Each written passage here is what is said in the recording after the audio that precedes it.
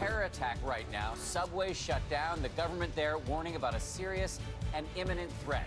Meanwhile, in Paris, chilling new information about the suicide bombers and the trap they tried to set. One of them still on the run. Mali massacre. An American among the 27 reported dead. Terrorists opening fire at that popular hotel. Panic, panic, panic, panic. Gunmen armed to the teeth, targeting Westerners, the U.S. troops that helped bring them down.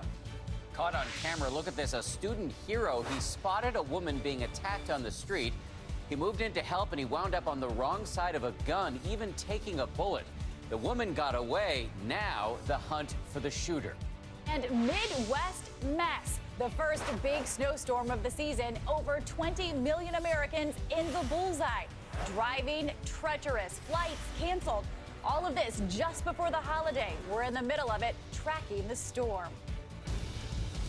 Live from ABC News in New York, this is Good Morning America. That's what Dan.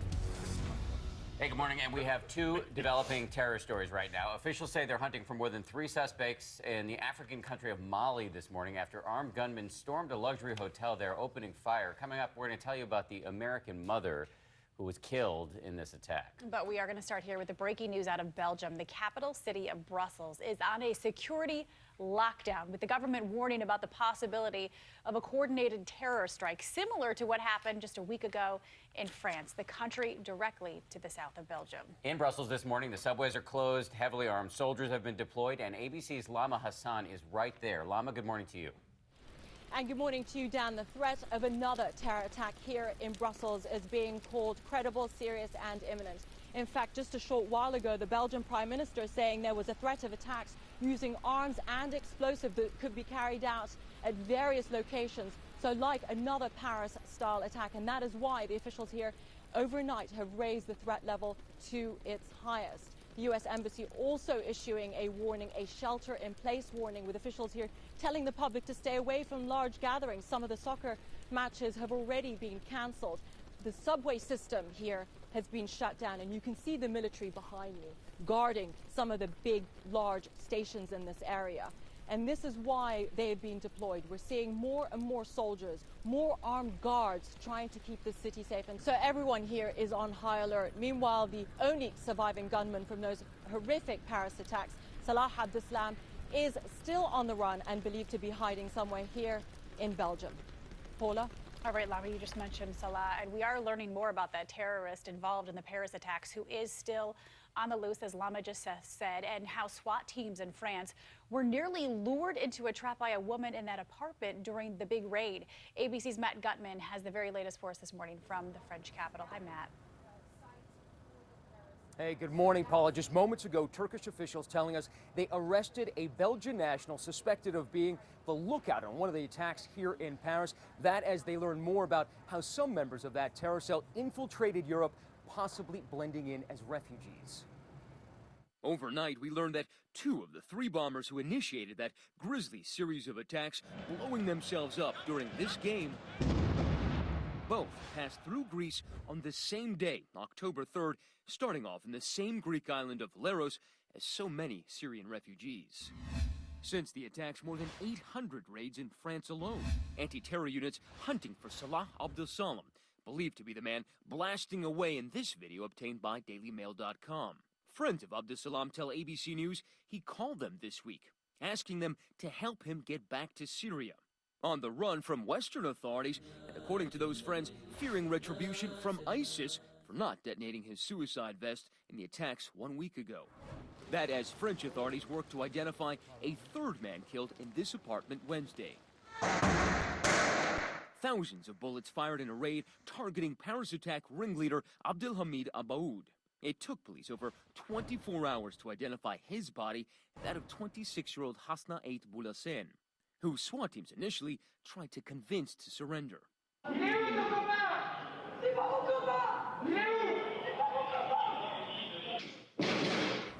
Speaking exclusively to ABC News, Eric Gigot is the deputy commander of France's SWAT unit, saying the recently radicalized Boulassen tried to lure his men upstairs. They started to throw grenades through their windows, through their door when it was opened. So they really tried to kill us. Moments later, one of the three assailants detonated a suicide vest, blasting debris and flames out the window. It was so big, huge explosion. We knew that they could do it again against us. Over an hour later, snipers took out the remaining suspect.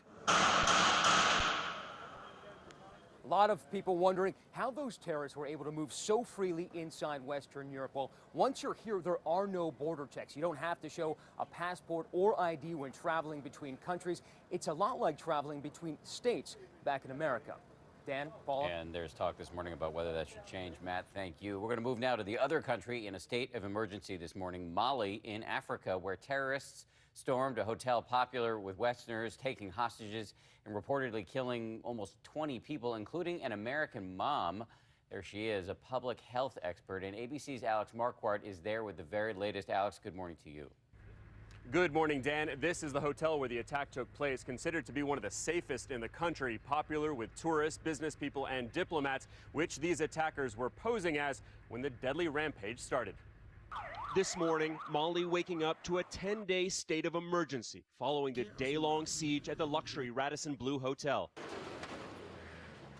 Of the initial 170 staff and guests reportedly taken hostage, the United Nations tells ABC News that at least 19 people were killed, along with 2 of the jihadist gunmen. We met 28-year-old businessman Mukesh Chalani, who barricaded himself inside a room with his employees. We covered the door with a lot of heavy stuffs, and at some point of time we heard someone is knocking the door and lots of bullets. Around a dozen Americans, several of them from the State Department, were inside the hotel at the time. Among the dead, aid worker Anita Datar, a mother and former Peace Corps volunteer from Maryland. We are devastated by the loss of our wonderful daughter, who is doing the work that she loves. Traveling in Malaysia, President Obama condemned the attack. This is another awful reminder that the scourge of terrorism threatens so many of our nations. And once again, this barbarity only stiffens our resolve to meet this challenge. The attackers were heavily armed with guns and grenades. They used fake diplomatic license plates to get into the hotel grounds at 7 a.m. on Friday morning. According to witnesses, they shouted Allahu Akbar, God is great, before opening fire. Sirens blared as Mali gendarmerie and UN forces, as well as some Americans, responded, gunfire ringing out throughout the day.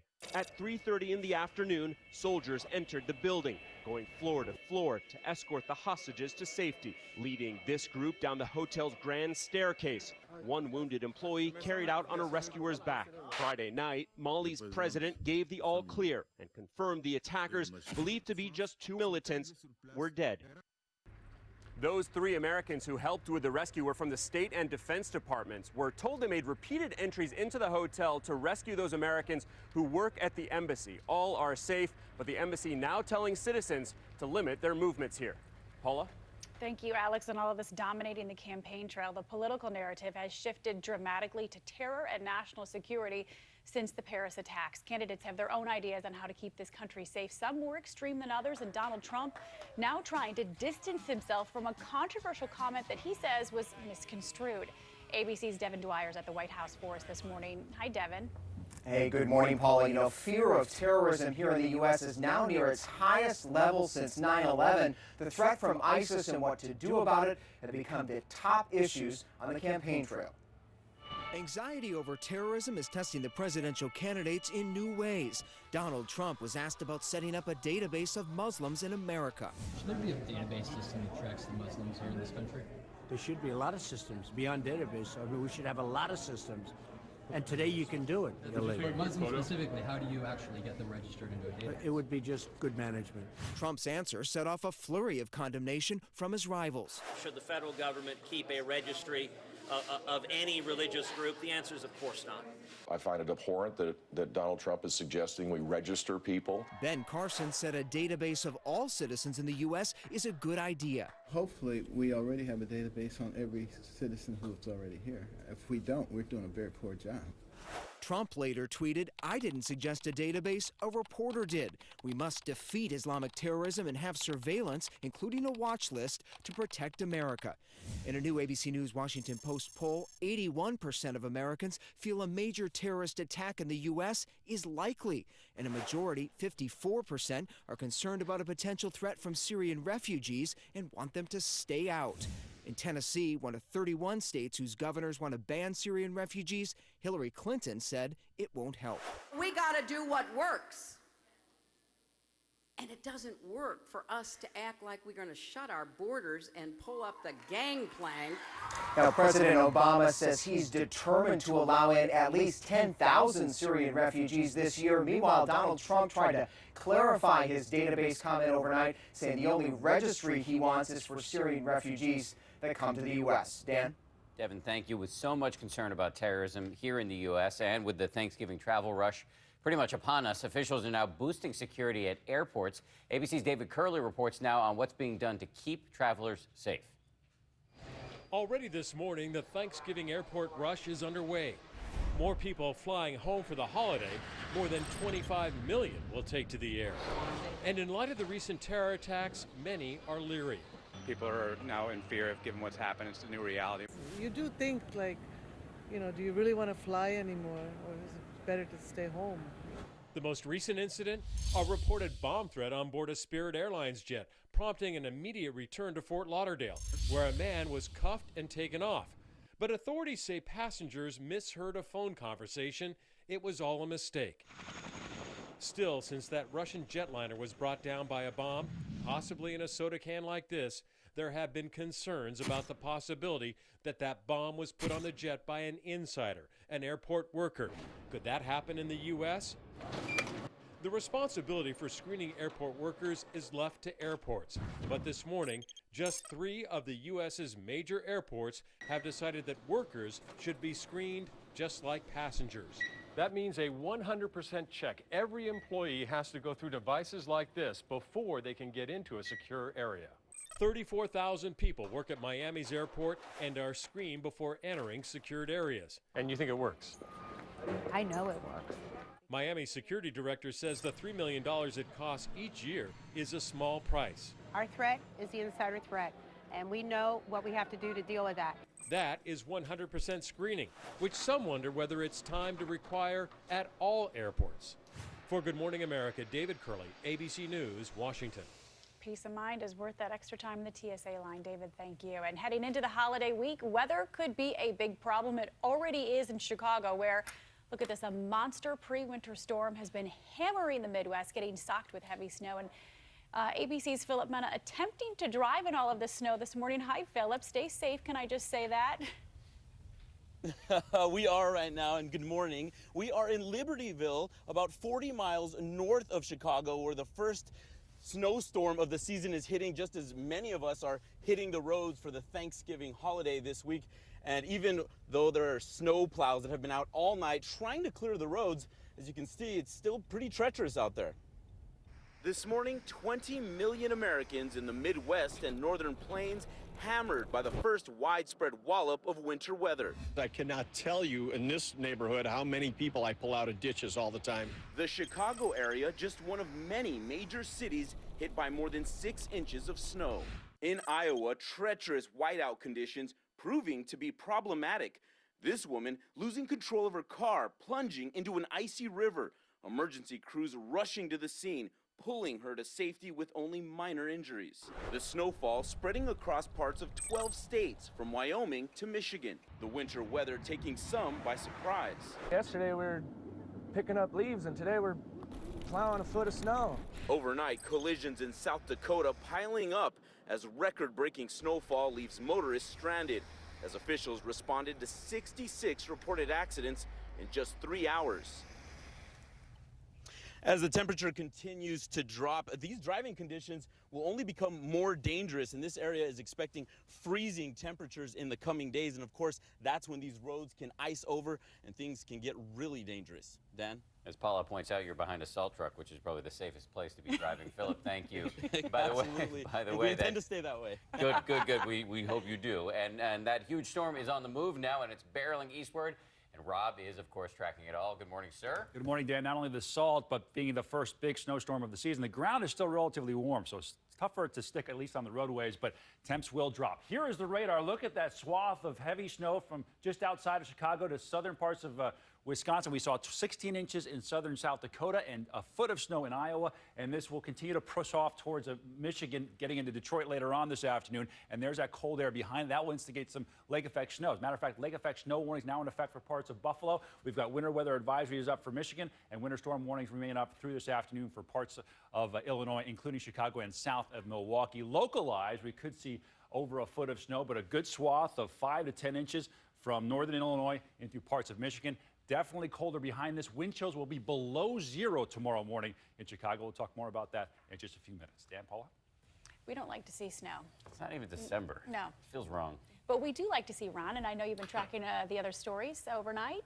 I've been up all night All tracking night, these stories. all night, all day, all morning. Good morning all to you, night. Paula and Dan. Sarah, good morning, everyone. A Utah man is under arrest this morning, charged with bringing an explosive device into a federal building in Salt Lake City. The Wallace Bennett Federal Building was evacuated Thursday after security screeners allegedly found the device known as a cricket bomb inside the suspect's jacket. That man, Brandon Everett Bushnell, who was there for a Social Security Administration hearing, admitted to having the device, according to federal prosecutors. And Jonathan Pollard, an American convicted of spying for Israel, has been released from prison after spending 30 years behind bars. Within hours of his release, Pollard's attorneys went to court in New York City to challenge the terms of his parole, which includes being required to wear an electronic GPS ankle bracelet. And caught on camera, a terrifying afternoon for more than 24 children on a school bus in Texas. That bus bursting into flames and then exploding. The veteran bus driver is being praised today for his quick actions and getting all 30 kids out of that bus safely. He says he heard a sound, smelled smoke, and then grabbed the vehicle's fire extinguisher and tried to put out that fire. No word yet on what caused the blaze. And watch this. Dozens of high school football players in Miami fleeing the field after they heard gunshots in the distance. The game was held Friday at the Miami-Dade College's North Campus. That was Friday night. It was ended early. 5 people were taken in by police for questioning. No one, luckily, was injured in that incident. And Elon Musk, SpaceX, has just signed a deal with NASA to launch astronauts into space. The contract was approved despite SpaceX's failed rocket launch. You see it there in June. That was supposed to take supplies to the International Space Station. The first private company-led mission to space is planned for 2017. Sarah will be on board with her baby. Yes, I will. And take a look at this. A clever brown bear figured out how to open nearly all the doors of this car park in the Great Smoky Mountains in Tennessee. It's unclear whether the car's front door was opened by the bear prior to filming or if the curious animal sneaked up on the car while the people there were unpacking. And finally, President Obama is used to taking political jabs, but there's one question that apparently really gets under his skin. A Malaysian student was trying to ask a question about how to make older generations communicate better with younger people. Since yourself is aging toward a very senior life, what do you want to see from young people like us in the future when you get old? Well, the first thing I want from young people is to stop calling me old. I came into office, I had no gray hair. That I don't dye my hair, and a lot of my fellow leaders do. I don't dye my hair either. The president did not disclose, though, what leaders he was referring to as dyeing the hair, saying that's between them and their hairdressers. It's actually a colorist. It's a color. I'm sorry, it's a colorist. Yes. I just want to point out very quickly, I'm wearing this purple tie today for National Pancreatic Cancer Awareness Month, the month of November, and a shout out to our friend Camille Moses. 3 years and going strong after being diagnosed with pancreatic cancer. Incredible. Down in Fort Lauderdale, Florida. That is tough. Awesome. Nice work. Yeah. And we should point out that your hair wasn't gray before you started this job, too. That's how stressful it can be. It's gotten grayer today, in fact. I actually like your hair better this color than it was. Oh, really? Well, I actually do. It's a You're progressive more refined thing. and distinguished. Keep Ron. getting Not going back. Authoritative, mature, distinguished. Am I distinguished. digging If we could get a couple more grays on Dan, he would look like a full adult. Oh, wow. Dan has a colorist. My colorist has been taking good care of me. We left you two seconds for weather here. Sorry, Rob. All right, Second weather I report. just did a little bit earlier. Here's some, because you guys are begging for more snow. here's some video of it. No, we're not actually. Yeah, you go. No more snow. Even behind this system, which is bringing that substantial snows to the Great Lakes, we've got snows that are falling on the backside and through Kansas and through Colorado. Maybe even down to Oklahoma might see some flurries as well because it's going to be windy and that cold air is coming down. And yeah, get yourself in the mood for it. Wind advisories in effect for Oklahoma, both Oklahoma State and they're playing also in Norman today. It's going to be windy at least to start and then dying off later on today. But strong winds all the way down to Houston. And where the chilly temperatures are, it will obviously make it feel even colder than that. Freeze warnings down across the south. That means that the growing season pretty much is over. So this cold blast will infiltrate just about everyone in the eastern and lower 2/3 of the country. And then you couple in the winds, tomorrow morning it's going to feel like -2 in Chicago. So yeah, where the roads are snowed and slushy tonight, they will hard freeze tonight, and tomorrow morning is going to be a tough go for Sunday mornings. Northeast looks nice, and it will be dry across the entire West Coast for now. That's a quick check of your national outlook. Here's what's happening locally for you. Good morning, Washington. Closer to home, we have a cool morning as well. We are up into the 40s by 9 o'clock, 44 with lots of sunshine early on. Clouds will build in for us, especially after lunchtime, and your high today right into the mid-50s, so very close to average for this time of year. The cooler weather is going to move in tonight, and for tomorrow, we get stuck in the 40s. It's windy. It'll feel like we're in the upper 30s for your high on Sunday. Notice those temperatures Sunday night into Monday. Overnight lows below freezing, even right around D.C. For the record, I do not color my hair, but I pluck every gray hair I see, so slowly but surely I'll be going. That's not a good idea, by the way. None of you guys actually color. It's just the ladies here. Oh, really? Yeah. I'm sure America's fascinated about that. So let me tell you what's coming up on GMA. Actually, this is quite a story. Caught on camera, the extraordinary act of heroism on the streets of New Orleans. What happened when a passing med student intervened to protect a woman from a mugger, and that mugger then pulled a gun. It's really an incredible story. Plus, kitchen nightmare. The ABC News fixer taking on the case of a woman who had big troubles with her fridge and had a hard time getting it fixed with her extended warranty. What you need to know, it's all coming up on GMA. It was possessed. Good Morning America is brought to you by Ashley Furniture Home Store. This is home. Get your Black Friday deals now.